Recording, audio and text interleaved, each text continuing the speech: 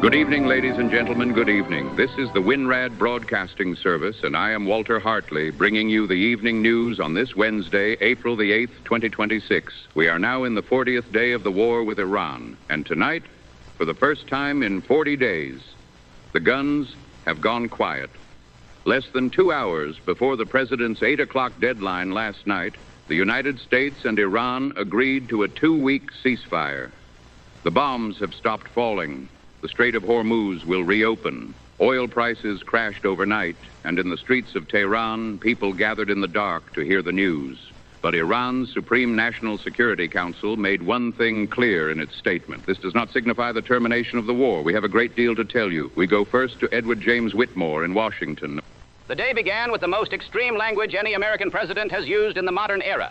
At approximately 10 o'clock Tuesday morning, the president posted on social media, "A whole civilization will die tonight, never to be brought back again." He said this would happen if Iran did not agree to reopen the Strait of Hormuz by 8 o'clock Eastern time. He added, "Maybe something revolutionarily wonderful can happen, who knows?" Democrats in Congress called him unhinged. Some of his own supporters broke with him publicly. Pope Leo XIV called the threats unacceptable, a rare direct response from the leader of 1.4 billion Catholics to a sitting president. Iran's representative at the United Nations said the words constituted incitement to war crimes and potentially genocide. A former State Department legal advisor said the threats could plausibly be interpreted as a threat to commit genocide under both American and international law. Behind the scenes, the diplomatic machinery was running at full speed. Pakistan's Prime Minister Shehbaz Sharif brokered the deal. Vice President Vance served as the American interlocutor. Pakistan's Army Chief, Field Marshal Asim Munir, was in direct contact overnight with Vance, Special Envoy Steve Witkoff, and Iranian Foreign Minister Araghchi. Witkoff and Araghchi had also been communicating by text message. Sharif posted on social media that Pakistan had put forth a proposal for a 2-week ceasefire during which Iran would reopen the Strait of Hormuz. Both parties, he said, displayed remarkable wisdom and understanding. He has invited delegations from the United States and Iran to settle all disputes in continued diplomatic talks in Islamabad beginning Friday, April the 10th.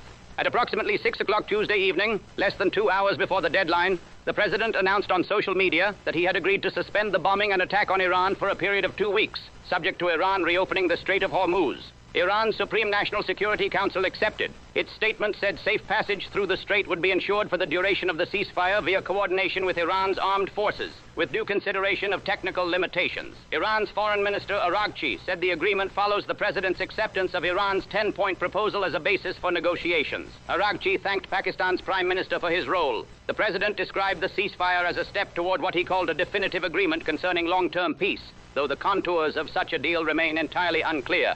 But the agreement is fragile. Iran's Supreme National Security Council emphasized that this does not signify the termination of the war. Iran's statement added, "Our hands are on the trigger, and the moment the enemy makes the slightest mistake, it will be met with full force." Israeli Prime Minister Netanyahu's office said Israel supports the president's decision to suspend strikes against Iran for 2 weeks, but said the ceasefire does not include Lebanon. Pakistan's Prime Minister said otherwise. That disagreement is already visible and already dangerous. Israeli officials were described as skeptical, believing the apparent breakthrough could unravel and lead to further escalation if Iran does not quickly open the Strait of Hormuz. The markets responded with force. United States crude oil futures fell 18% to approximately $92.60 per barrel. Brent crude dropped 6% to approximately $103.40. Both prices remain well above where they were when the war began, but do not expect relief at the pump anytime soon. The Energy Information Administration warned on Tuesday that fuel prices will continue to rise until the strait fully reopens and oil production returns, and that Middle East production shut-ins will not return close to pre-conflict levels until late 2026. The agency expects gasoline to peak at $4.30 per gallon this month. The war has caused Saudi Arabia, Kuwait, the United Arab Emirates, Qatar, and Bahrain to collectively shut in an estimated 7.5 million barrels per day of crude oil production in March, a figure expected to rise to 9.1 million barrels per day in April. That is the largest supply disruption since the 1970s energy crisis. Stay with us, ladies and gentlemen. We go now to Theodore Charles Bennett overseas. Before the ceasefire took effect, the war reached its most intense point. The Defense Secretary confirmed that American forces carried out more strikes on Tuesday than on any single day since February the 28th. The United States struck military targets on Karg Island, Iran's primary oil export hub, though officials said the strikes did not target oil infrastructure. Iranian damage assessments found most of the island's maritime infrastructure intact. Israeli warplanes struck bridges and railways across Iran. Prime Minister Netanyahu confirmed the strikes personally. At least 2 targets were connected to Iran's rail network. The Israeli military had issued a warning in Farsi telling Iranians to stay away from trains and railway lines throughout the day. A strike on Khorramabad International Airport was reported. A strike on an unidentified target in Alborz province killed 18 people. 2 additional bridges and a train station were hit before the deadline. In Tehran, an Israeli airstrike destroyed the Khorasaniha synagogue, one of the city's oldest Jewish houses of worship. Footage in Iranian media showed Hebrew texts scattered in the rubble. An excavator was seen removing debris at the site, which a security official said had also damaged nearby residential buildings. Iran has a small but historic Jewish community, most of which fled after the 1979 revolution. The destruction of the synagogue drew condemnation from Jewish organizations and human rights groups worldwide.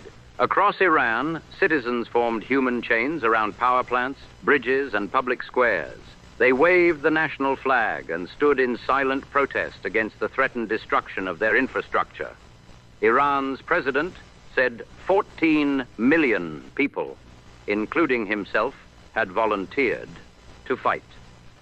Images from multiple cities showed Iranians standing in lines around electrical facilities with their hands linked. At the Kazaroon Combined Cycle Power Plant in Fars province near the Persian Gulf, state media broadcast images of the chain. Whether the human chains deterred the strikes or whether the diplomatic breakthrough rendered them unnecessary is a question that may never be answered. At the United Nations, China and Russia vetoed a Security Council resolution sponsored by Bahrain that sought to authorize measures to reopen the Strait of Hormuz. 11 countries voted in favor. 2 abstained. The veto came hours before the ceasefire rendered the resolution moot. Saudi Arabia intercepted 7 ballistic missiles and 4 drones launched by Iran in the final hours before the agreement took hold. Iran also fired missiles toward Israel. The global humanitarian cost of the war has extended far beyond the battlefield. Dubai Humanitarian, the largest aid hub in the world, reported that the number of countries it can supply has fallen from 25 in January to just 9 in March. The death toll across the region now stands as follows. More than 1,900 killed in Iran, though the government has not updated the figure in days, and the true number is believed to be significantly higher. More than 1,500 in Lebanon, where Israel says the ceasefire does not apply. 23 dead in Israel. 13 American service members killed in combat, 2 from non-combat causes. 365 American service members wounded. More than 24 dead in the Gulf states and the occupied West Bank. And tonight, for the first time since February the 28th, no bombs are falling on Iran. And with that, I send it back to you, Walter. Ladies and gentlemen, 40 days of war, and tonight silence, not peace. Iran has said so. The trigger is cocked. The ceasefire is 2 weeks. The talks begin Friday in Islamabad. Netanyahu says Lebanon is not included. The strait will reopen under Iranian coordination. Oil has fallen but remains high. Gas will peak this month. And somewhere in Tehran tonight, a family is standing in the street where yesterday there were bombs, and they are listening to the quiet, and they do not know if it will last. We do not know either. But for tonight, the guns are still. For tonight, that is enough. This is Walter Hartley for the WinRad Broadcasting Service. And now, from the home front, here is Dorothy Wilson. Well, good evening, ladies. I have to tell you, I am a little lighter tonight than I have been in a while. I know it is not over. I heard what they said. But for tonight, the bombs have stopped, and I will take that. I will take it, and I will be grateful for it. Now, the ceasefire is here, and some of you are probably wondering if that means things are going to get easier at the grocery store and at the gas station. I wish I could tell you yes, but the truth is, the news is saying prices are not going to come down right away. The oil has to start flowing again, the ships have to get moving, the factories have to restart. All of that takes time, so we are not out of the woods yet, and we need to keep being smart with our money. Here are 3 things I want you to do this week. First, sit down tonight or tomorrow morning with a piece of paper and write out every meal you plan to make between now and Sunday, breakfast, lunch, and supper. Then write a grocery list based on that plan and nothing else. Do not walk into that store without a list, ladies. That is how you end up spending $12 on things you did not need. A list is a budget. A budget is a plan. A plan is how we get through. Second, before you go to the store, check the weekly circular. I know it is not glamorous. I know it feels like something your grandmother did. Well, your grandmother kept a family fed through the Depression and a World War, so maybe she knew a thing or two. If chicken thighs are on sale, that is what we are eating. If canned tomatoes are buy one, get one, we are buying two. You build your meals around what is cheap this week, not around what sounds nice. That is the difference between a family that makes it and a family that does not. Third, and this is the one that saves the most money of all, stop throwing food away. I mean it. If you have leftover rice from Tuesday, that is Wednesday's fried rice. If you have a hill of bread going stale, that is Thursday's breadcrumbs. If you have half an onion in the icebox, it goes into tomorrow night's soup.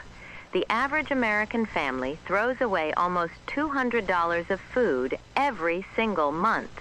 $200. In times like these, that's not waste. That's a sin. Every scrap of food in your kitchen was paid for. Use it. Every last bit. I have been keeping house through 6 weeks of war, ladies. 6 weeks of rising prices and heavy news and long nights. And here is what I know. The women who get through times like these are not the ones with the most money. They are the ones with the most discipline. They are the ones who plan and stretch and refuse to let anything go to waste. They are the ones who sit down on Sunday night with a pencil and a piece of paper and figure out how to feed 4 people on $40. And then they do it every single week without complaining, without quitting, without asking for credit. That is you, ladies. That is every one of you listening right now. You have done it for 40 days. You can do it for 40 more. Good night, and God bless.